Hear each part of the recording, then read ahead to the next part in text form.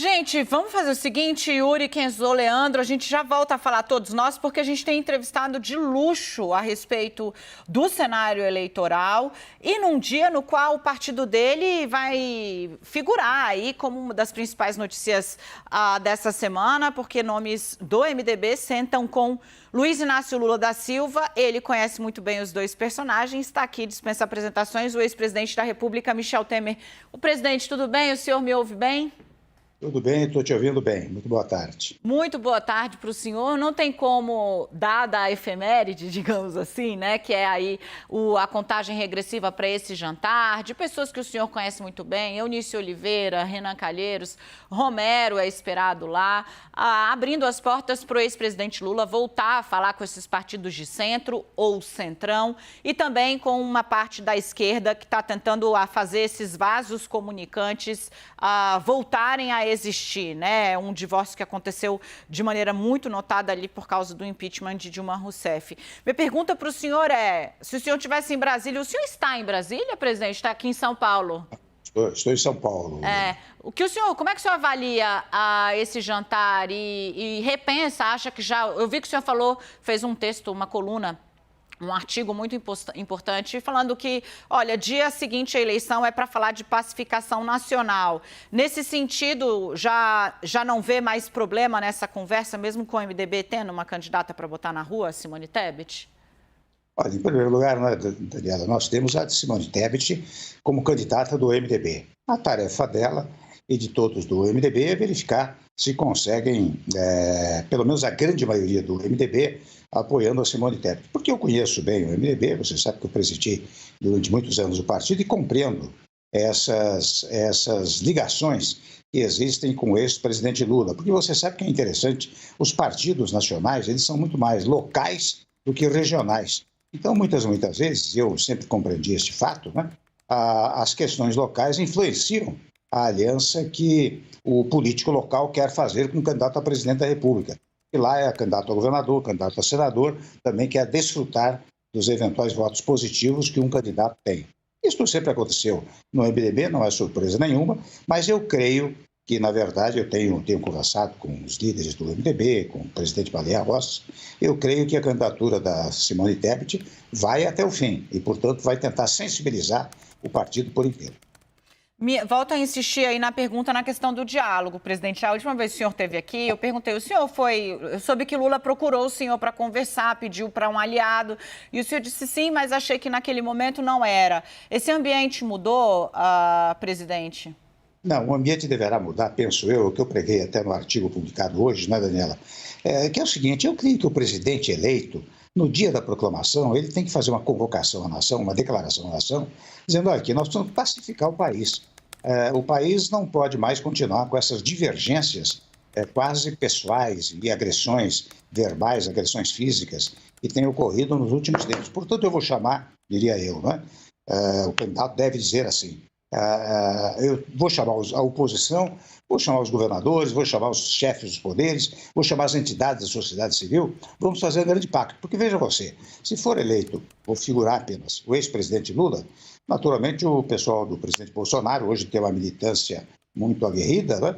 E a chamada coluna do meio vai estar contra. Você vai ver que logo vem pedir impedimento, etc. Né? Por outro lado, se for eleito o Bolsonaro, de igual maneira, o pessoal do Lula, né, do PT e outros partidos, vão se opor, vão fazer barulho, ou seja, nós vamos continuar nesse clima desagradável que nós estamos vivendo no país nos últimos tempos. Então, veja bem, o brasileiro, em geral, eu acho que apreciaria muito uma manifestação do presidente eleito, dizendo, vamos convocar todo mundo, vamos fazer um pacto. Agora, as divergências neste momento, desde que sejam divergências de ideias, de programas, é mais do que razoável, não é? Depois, evidentemente, do pacto de reconstrução do país, pode continuar havendo divergências. As divergências se darão até durante a discussão desse pacto, mas acho que os brasileiros, em geral, esperam, aliás, estamos fazendo mais do que aquilo que a Constituição determina. A Constituição determina a paz, a Constituição determina a harmonia dos poderes, e coisa que não tem acontecido. Por isso, eu digo, se o presidente eleito fizer isso, vai ser muito bem recebido pelo país. Presidente, eu sei que o senhor tem compromisso e também sei que o meu time todo aqui quer falar com o senhor, então vamos lá. Eu vou girar com uma provocaçãozinha, né? O senhor foi o fiador do último acordo, da última trégua, digamos assim, do presidente Bolsonaro com o Supremo. Hoje ele voltou a fazer críticas pesadas à corte, né? Disse que o Supremo interfere em absolutamente tudo e que queria atar o governo dele. O senhor ainda crê na trégua que o senhor ajudou a traçar? Enquanto ele responde, vem para cá, Yuri Pita. Olha, você sabe que, na verdade, naquele momento, nós fizemos essa trégua que você está chamando e perdurou, convenhamos, uns 3, 4 meses, né? Acho que de uns tempos muito próximos a esta parte, é que o presidente tem falado novamente, por exemplo, do Supremo Tribunal Federal. Eu, com toda franqueza, eu acho que deve-se falar com o Supremo Tribunal Federal pela via judicial. As contestações têm que ser jurídicas, né? É esta contestação que cabe em relação aos órgãos do Poder Judiciário. Eu espero que o governo, num dado momento, se convença disso e faça observações e objeções de natureza jurídica, né? Yuri.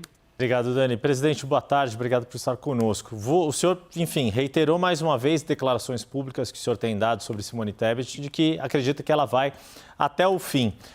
O senhor deve encontrá-la daqui a pouquinho, assim que desligar com a gente.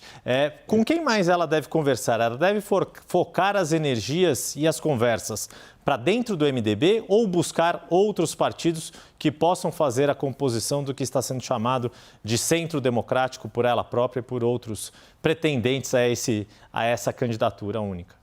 Em primeiro lugar, Yuri, ela deve realmente conversar com todos do MDB. E ela tem feito isso. Hoje até você acaba de anunciar, ela virá, daqui a uns minutos, virá aqui ao meu escritório, né, para nós conversarmos.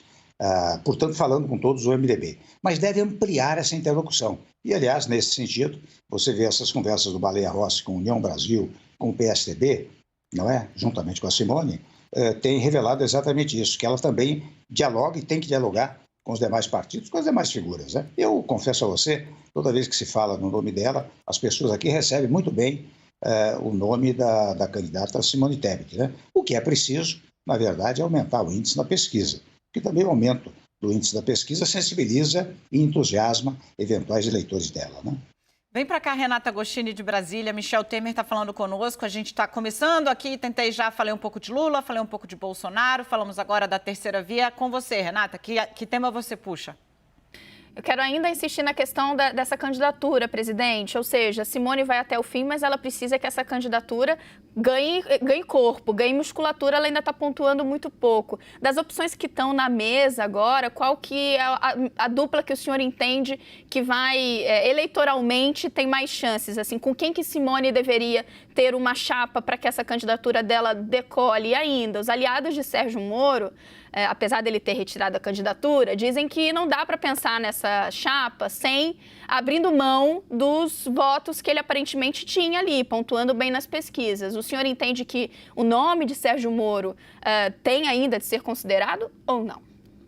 Olha, eu acho o seguinte, eu acabei de falar dessa reunião que houve de 3 partidos e eles decidiram que até 18 de maio eles muito provavelmente venham a indicar um candidato único, né? Então você veja, tem 1 mês e meio quase pela frente, não é? Há tempo para verificar quem pontua melhor, quem se sai melhor, não só as pesquisas quantitativas, mas especialmente as qualitativas, porque as qualitativas é que indicam se a pessoa cresce ou não cresce, né? E convenhamos, Renata, até a eleição nós temos praticamente 6 meses, muita coisa ainda vai acontecer. Então eu creio que 18 de maio, eu não quero dar como data definitiva, mas é uma data em que as coisas começam a ficar mais claras. E, portanto, ali, eu penso, a Simone decidirá o que vai fazer. Eu acho que ela vai crescer nas pesquisas pela boa recepção que ela tem tido de todos com quem ela fala e com quem, eventualmente, eu falo, né?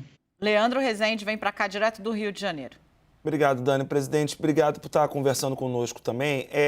As séries históricas das pesquisas mostram que todas essas candidaturas de terceira via, elas têm conversado bastante, mas não conseguem chegar nem perto de incomodar o ex-presidente Lula e o presidente Jair Bolsonaro. Essa discussão agora, ela não está muito restrita aos gabinetes, à política institucional e um pouco longe das discussões, dos problemas que as pessoas estão vivendo efetivamente? Não está na hora de colocar, de fato, na rua essas campanhas para ver se pelo menos alguma candidatura pode empolgar um pouco mais, presidente? Eu acho que você tem razão. Você sabe que hoje ainda, quando eu conversar com a Simone, eu vou dizer, olha, vamos apresente um projeto. Não aqueles projetos quilométricos, amazônicos, que são mandados para o Tribunal Eleitoral, mas coisas pontuais, do tipo seguinte, eu ainda dizia hoje no artigo, não é dizer eu sou a favor da educação, sou a favor da saúde, isso todos são, né? Mas dizer, olha, estou mandando fazer estudos para criar 5 milhões de vagas de ensino em tempo integral, estou fazendo estudos para criar 50 hospitais, numericamente, estou dando um exemplo, para hospitais para atender os vulneráveis, né? Porque daí você tem uma mensagem, você tem um projeto, e o que eu tenho pregado muito é exatamente isso. Eu sou leitor, eu olho o projeto, e se o projeto me agrada, eu digo, quem é o dono desse projeto? É fulano, então vou votar em fulano. Eu vou sugerir precisamente isso a ela, porque é preciso realmente sair dos gabinetes e ir para o povo. Para ir para o povo, você precisa ter o que dizer. Portanto, projeto. Presidente, o senhor citou de novo o artigo. O senhor usa um termo ali de reconstrução nacional, né? O senhor fala em reconstrução nacional, em pacificação e em repactuação. Quando alguém me diz, né, que é necessário reconstruir, é porque algo foi destruído. A minha pergunta para o senhor é: o que é que foi esgarçado, acabado, destruído no Brasil nos últimos anos? O senhor entregou o posto em 2018, imagino que, né, não estivesse se referindo ao seu período. O que é que foi destruído, então? É que a construção não está bem estabelecida, né?